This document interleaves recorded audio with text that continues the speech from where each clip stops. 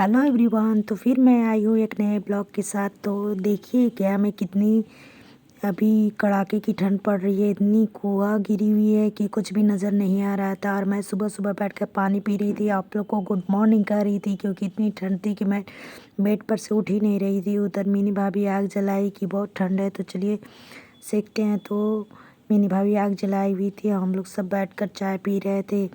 उधर नंदू मोनू दोनों मिलकर पढ़ भी रहे थे। फिर मोनू थोड़ा लेट गया तो मैं उसका मजाक बनाने लगी, उससे चिढ़ाने लगी कि तुम नहीं पढ़ता है ना, देखो तुम्हारा ब्लॉग बना रही है। तो मोनू कहा कि कैसे नहीं पढ़ते हैं, जब पढ़ते हैं तो ब्लॉग नहीं बनाती, ऐसे बनाती है।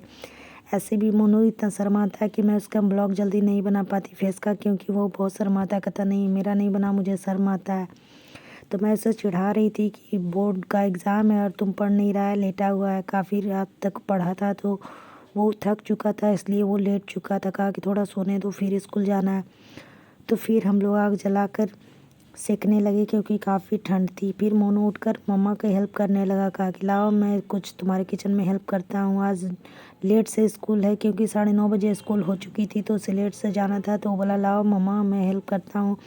आज सभी का मर्जी हुआ कि चलो खिचड़ी गरम गरम खाते हैं, क्योंकि ठंड इतनी है तो गरम गरम चीज़ें खाना अच्छा लगेगा। तो आज सैटरडे था तो सबका मर्जी हुआ कि चलो खिचड़ी बनाते हैं, तो खिचड़ी खाना है सभी को। तो मोनू हेल्प करने लगा और मिनी भाभी उससे कहने लगी कि हाँ सीखो, कब सीखेगा, जब बाहर जाएगा तो कैसे खुद बनाएगा। तो मोनू बोला हाँ लाओ मैं करता हूँ।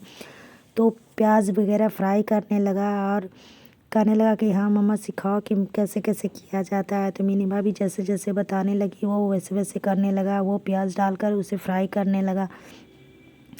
फिर मिनी भाभी उधर मिक्सी में मसाला पीसने लगी और फिर खिचड़ी के लिए मसाला तैयार करने लगी, क्योंकि बिना मसाला के वो नहीं बनाती। इधर नंदू चोखा बनाने लगी आलू का, और उसे बनाने के बाद फिर चावल में का पानी गर्म होने लगा। फिर मिनी भाभी चावल वगैरह उस पर डालकर और मसाला वगैरह डालकर खिचड़ी को तैयार करने लगी। हम लोग के यहाँ अलग तरीके से खिचड़ी बनता है, बहुत टेस्टी लगता है, इसलिए मिनी भाभी बनाती है खिचड़ी तो बहुत टेस्टी लगता है, तो वो बनाने लगी है। उधर टमाटर बैगन का चटनी भी मोनू का मर्जी हुआ तो वो भी बनने लगा। फिर खिचड़ी तैयार हो गया तो मैं बोली दीजिए खाना, तो मिनी भाई बोली लीजिए। तो मैं खाना खाने लगी और मिनी भाई को बताने लगी हाँ टेस्टी बना है। फिर मैं खाना खाने लगी, और गर्मा गर्म खिचड़ी खाने का बाद ही कुछ और होता है, क्योंकि ठंडा खिचड़ी अच्छा नहीं लगता। फिर नंदू स्कूल से आ चुकी थी, उसके बाद कपड़े मोनू बहुत बिखरा दिया था तो उसे अरेंज कर रही थी, कह रही थी कि इतना कपड़ा रहता है मोनू भैया का कि इधर उधर बिखरा देता है, इसलिए वो अरेंज करने लगी।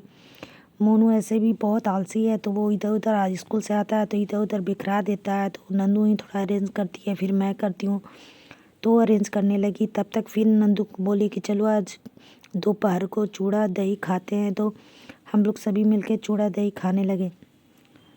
देख सकते हैं चूड़ा तिलकुट और मस्का आया था, मुझे मस्का बहुत पसंद आता है, क्योंकि गाय का चूड़ा तिलकुट बहुत टेस्टी रहता है।